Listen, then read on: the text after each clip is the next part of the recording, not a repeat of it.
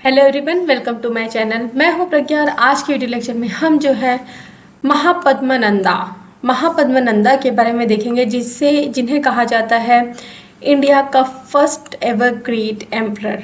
एक ऐसा एम्परर जिसने अपना साम्राज्य इतना हद तक फैलाया कि आगे आने वाली जो पीढ़ियां हैं वो उनके नक्शे कदम पे चलती थी।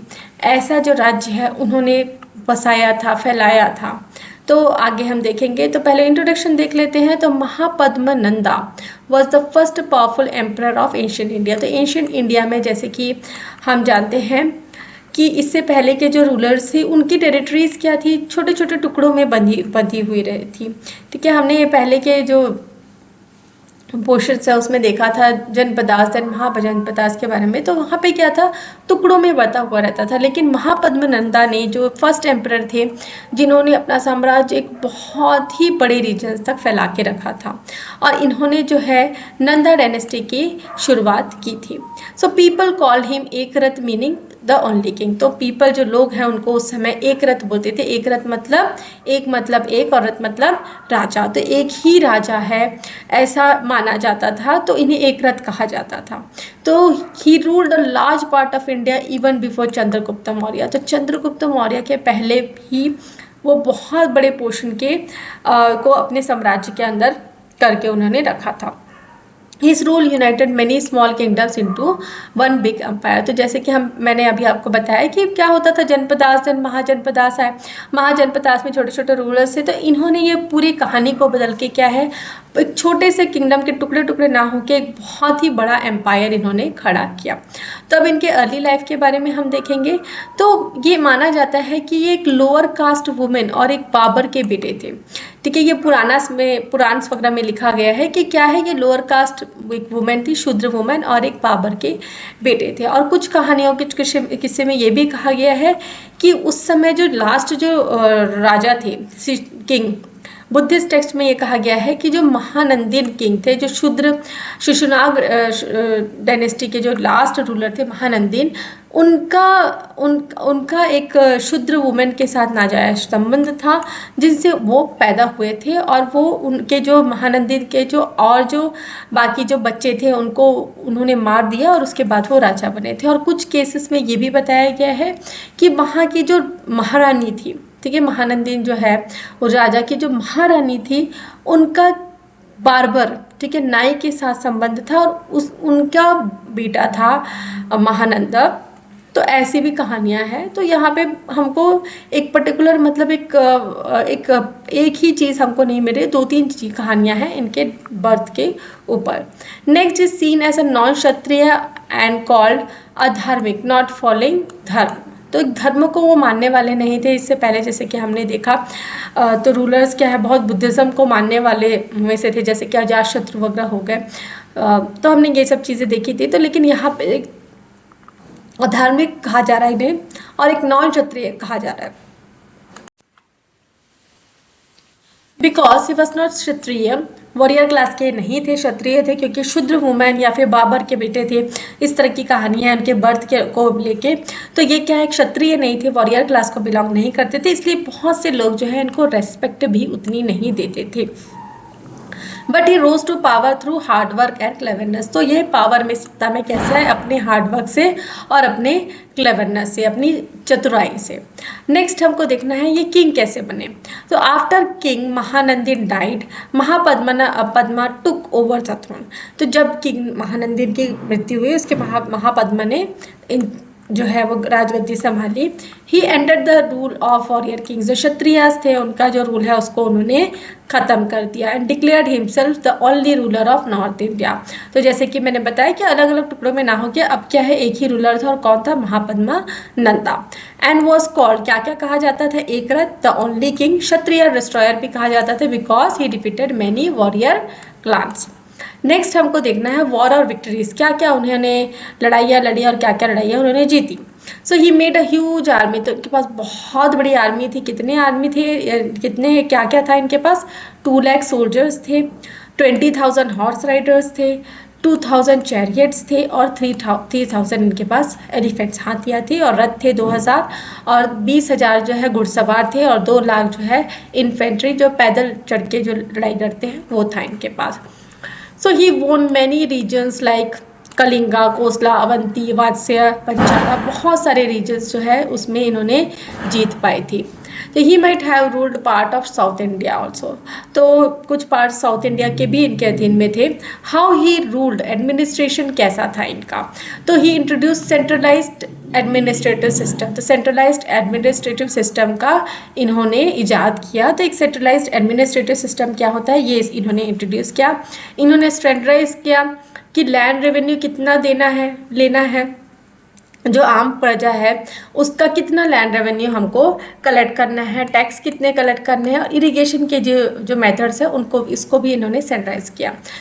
कलेक्टेड टैक्स प्रॉपरली, तो भाई खजाना अगर बनाना है तो टैक्स, प्रॉपर एडमिनिस्ट्रेशन के लिए टैक्स कलेक्शन बहुत ज़रूरी होता है। He manage land, irrigation and farming, तो इनके टाइम में जो है एग्रीकल्चर जो है बहुत ही अच्छे से प्रॉस्परस हुआ। यूज स्पाइस टू की आई ऑन पीपल, तो ये जासूस रखते थे लोगों के ऊपर नज़र रखने के लिए। डिड नॉट सपोर्ट ब्राह्मण रिचुअल्स और टेम्पल्स, तो ये ब्राह्मण्स के जो रिचुअल्स है, क्योंकि ये वॉरियर क्लास के थे नहीं, ठीक है, शूद्र फैमिली को बिलोंग करते थे, तो ये जो ब्राह्मण के जो रिचुअल्स वगैरह होते हैं, मंदिर वगैरह होते हैं, इनको ये पसंद नहीं करते थे। नेक्स्ट हमको देखना है वेल्थ और इकोनॉमी कितनी थी, तो Nanda rulers were very rich, तो बहुत ज़्यादा रिच थे ये। Greek writers said his treasure rooms were full of gold, और ग्रीक राइटर्स जो है उस समय आए हुए थे यहाँ पे, तो उन्होंने लिखा हुआ है कि जो उनके जो ट्रेजर रूम्स थे, उनका जो खजाना घर है वो पूरा तरीके से गोल्ड से भरा हुआ रहता था। उन्होंने इम्प्रूवमेंट क्या की, फार्मिंग में इम्प्रूवमेंट किया ताकि जो है वेल्थ और इकोनॉमी बढ़ सके, ट्रेड में इम्प्रूवमेंट किया, और रोड्स और कैनाल्स भी बहुत अच्छे बनवाए। Next, help people earn and live better, तो ये लोगों की मदद करते थे ताकि वो अच्छा जीवन जी सके। व्हाट पीपल थॉट, तो क्या सोचते रहे होंगे ये पीपल, इनके बारे में लोग क्या सोचते रहे होंगे, तो अपर कास्ट एंड ब्राह्मण did not like him because of his background, तो अभी के समय में भी ये चीज़ें हैं, तो उस समय तो और बहुत रही होगी। तो अपर कास्ट के जो लोग हैं और ब्राह्मण जो लोग थे, जो क्षत्रियास हो गए, ब्राह्मण्स हो गए, ये इनको बिल्कुल पसंद नहीं करते थे। Religious people called him cruel and unfair, तो जैसे कि ये रिलीजियस टॉलरेंस नहीं थे, इसलिए जो रिलीजियस पीपल है इनको बहुत ही ज़्यादा क्रूर और अनफेयर मानते थे।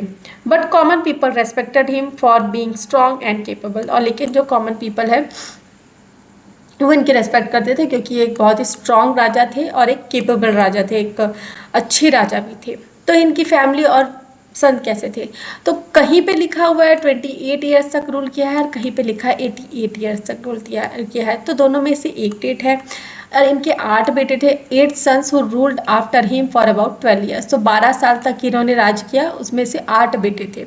हिज लास्ट सन, इनका आखिरी बेटा था Dhanananda, known to be proud and dislike by people, तो ये धनानंदा के बारे में हम डिटेल में और देखेंगे, लेकिन कहा जाता है कि बहुत ही घमंडी था, पैसे का बहुत ही लालची था, और लोग इसको बिल्कुल भी पसंद नहीं करते थे। इवन जो है इन्होंने चाणक्य का बहुत अपमान किया, जिसके कारण जो है नंदा डायनेस्टी का एंड हो गया। हाउ हिज रूल एंडेड, तो इनका रूल कैसे खत्म हुआ, तो Chanakya wise man was insulted by Dhanananda, तो जैसे कि मैंने बताया कि चाणक्य कौटिल्य एक वाइस मैन था जिसके इंसल्ट किया धनानंदा ने। Chanakya train Chandragupta Maurya to fight and defeat Dhanananda, so Chanakya ने जो है चंद्रगुप्त मौर्य को ट्रेन किया ताकि वो इससे लड़ सके और इनको नंदास को हरा सके। तो चंद्रगुप्त मौर्य के बारे में मैंने जो वीडियो है वो पहले ही पब्लिश कर दिया है, तो अगर आपने वो वीडियो नहीं देखा है तो प्लेलिस्ट में जाकर एंशिएंट हिस्ट्री का जो प्लेलिस्ट है वहाँ पे आप चेक कर सकते हैं, तो डिस्क्रिप्शन में आपको एंशिएंट हिस्ट्री का प्लेलिस्ट मिल जाएगा, वहाँ पे भी आप चेकआउट कर सकते हैं और चंद्रगुप्त मौर्य के बारे में भी जान सकते हैं। So Nanda rule ended and the Maurya empire began, तो नंदा का जो रूल है वो इस तरीके से ख़त्म हो जाता है और चंद्रगुप्त मौर्य का जो रूल है वो स्टार्ट हो जाता है।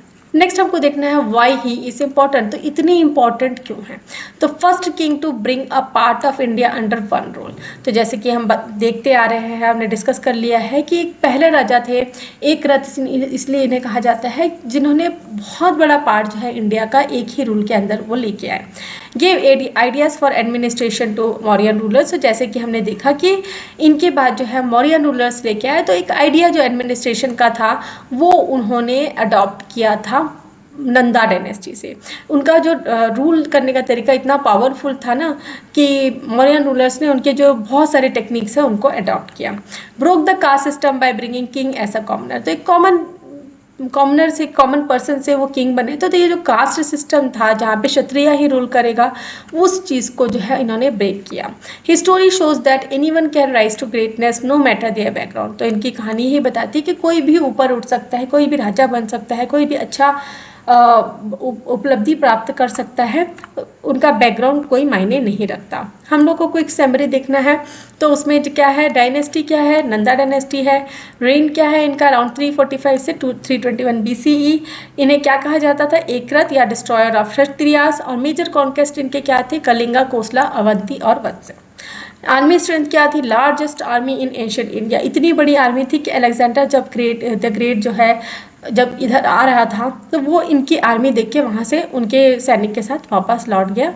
ये हम और जब नंदा डायनेस्टी का जो धनानंदा के बारे में देखेंगे तब मैं आपको बताऊंगी इसके बारे में।